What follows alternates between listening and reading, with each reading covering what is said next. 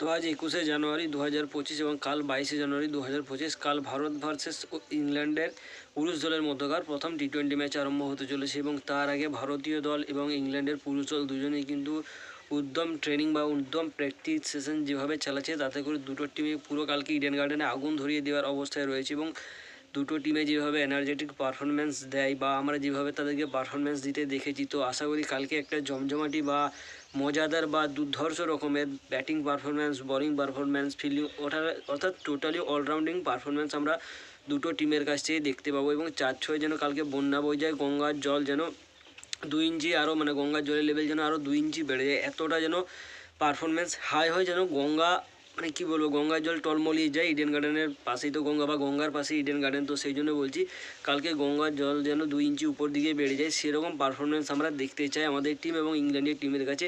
Match যে জিতুক কোনো কথা নেই, ম্যাচ যেন জমজমাটি হয় এটা সবচেয়ে বড় প্রশ্ন, অর্থাৎ পয়সা বসুল পারফরমেন্স যেমন হয়। তো এর পাশাপাশি মহিলা এসেজ ইংল্যান্ড ভার্সেস অস্ট্রেলিয়া মহিলা দলের মধ্যে কাল টি-20 সিরিজ ছিল, কারণ ওডিআই সিরিজ অস্ট্রেলিয়ান মহিলা দল নিজেদের নামে আগেই করে নিয়েছে এবং যেভাবে কালকের ম্যাচ হয়েছে বা সামনের দিকে যেভাবে এই অ্যাসেস এগোচ্ছে তাতে করে যতদূর সম্ভব টি-20 সিরিজও কিন্তু অস্ট্রেলিয়ান মহিলা দল নিজেদের নামে করে নেওয়ার পুরো টার্গেটে আছে এবং প্রথম ম্যাচ টি-20 অস্ট্রেলিয়ান মহিলা দল জিতে গেছে এবং এক কদম তারা আরও সামনের দিকে বাড়িয়ে দিয়েছে অস্ট্রেলিয়া। কিন্তু আমার যতদূর মনে হয় বা তাদের খেলা দেখে আমার যতদূর মনে হয় ইংল্যান্ড কোনোভাবে অ্যাশেজ জেতার মুডে নেই এবং পুরো অস্ট্রেলিয়ান দল হোয়াইট ওয়াশ করে পুরো অ্যাশেজ সিরিজ নিজেদের নামে করে অস্ট্রেলিয়া যাওয়ার ধান্দাতে আছে। তো এরকমই একটা ধান্দার মধ্যে দিয়ে কালকে শুরু হয়ে অস্ট্রেলিয়া ভার্সেস ইংল্যান্ডের মহিলা দলের মধ্যে টি-20 অ্যাশেজের প্রথম ম্যাচ।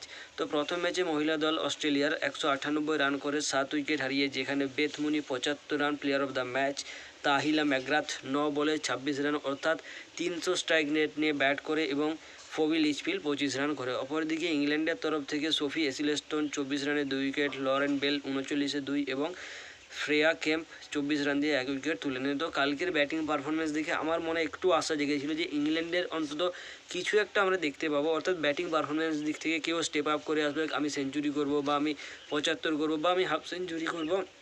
তো সেদিক থেকে ইংল্যান্ডের একজনই ব্যাটসম্যান সোফিয়া ডাঙ্কলি 59 রান করে এবং সে একমাত্র যে ইংল্যান্ডের তরফ থেকে সর্বাধিক রান করে। দ্বিতীয় সর্বাধিক রান নট সিভার ব্রন্ট 20 এবং হিথার নাইট 18 রান করে। এরাই হচ্ছে first, second, third highest scorer ইংল্যান্ডের তরফ থেকে।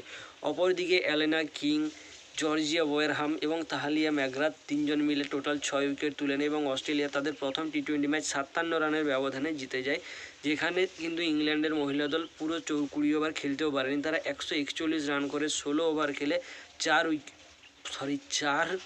ওভার হাতে রাখে, অর্থাৎ 24 বল হাতে রাখে, 57 রান পিছিয়ে থাকে এবং 10 উইকেট হারিয়ে যায়। একটা ওডিআই সিরিজ পুরো হোয়াইট ওয়াশ হয়েছে এবং তার পাশাপাশি কালকে টি-20 সিরিজ যেভাবে গিয়েছে, তো তাতে করে আমার তো মনে হয় না ইংল্যান্ডের মহিলা দল কোনোভাবেই কামব্যাক করার কোনো মুডে আছে। অপরদিকে কাল যেভাবে ম্যাচ শুরু হতে চলেছে, কারণ এই ম্যাচটার জন্য আমরা আগে থেকে এক্সাইটেড ছিলাম।